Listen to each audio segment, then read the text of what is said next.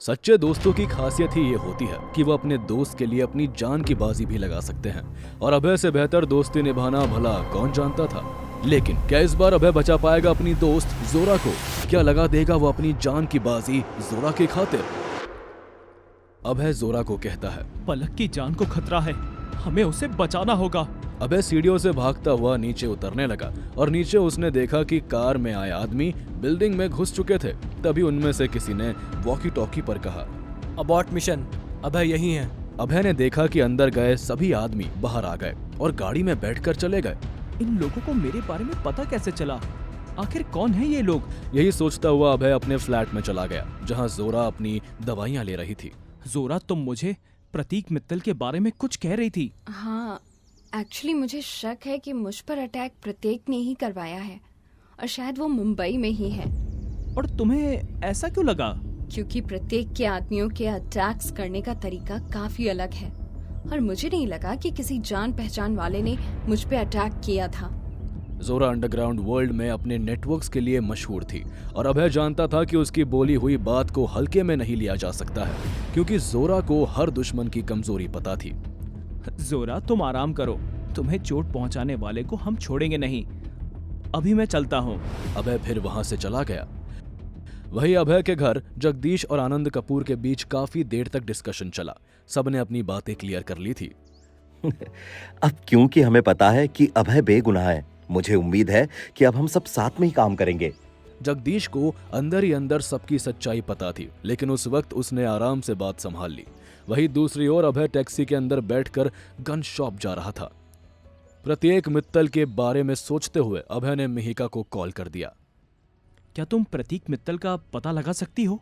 वो शायद मुंबई में ही है। आखिर तुम्हें जोरा ने बता ही दिया? हाँ, उसी ने शायद जोरा पर हमला करवाया था।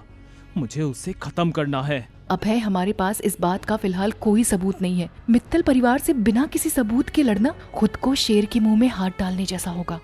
मैं किसी से नहीं डरता, और अगर जोरा का शक सही निकला तो मैं नाइट फाइटर एजेंसी छोड़कर उस प्रत्येक को मार डालूंगा। अगर वो जहन्नुम में भी छुपकर बैठ जाए तो मुझसे नहीं बच सकता। अभी के लिए प्लीज शांत हो जाओ, मैं जल्द तुम्हें अपने घर पर मिलती हूँ। ये कहकर मिहिका ने फोन काट दिया। कुछ ही देर में अभय गन शॉप पर पहुंच गया। हेलो, कैसे हैं आप? इस बार कुछ नया और हटके बंदूक चाहिए थी। मैं ठीक हूँ, ये देखिए आपके लिए स्पेशल। ओनर ने तभी एक चाइनीज और एक ऑस्ट्रेलियन बंदूक निकाली, जिसे देखकर अभय खुश हो गया। ये हुई ना धमाकेदार बंदूक। मैं तुम्हें एक एड्रेस भेजता हूँ, ये तुम वहीं डिलीवर करवा देना। लगता है इस बार दुश्मन की खैर नहीं।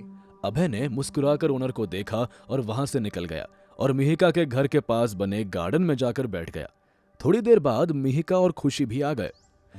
मैं जोरा के साथ यहीं पर रहूंगी, आप दोनों प्रत्येक से मिलने जाइए।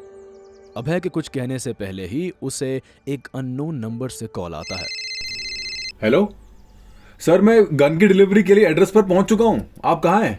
अभय देखता है कि एक ब्लैक कार वहां खड़ी थी, जिसके अंदर डिलीवरी बॉय बैठा था।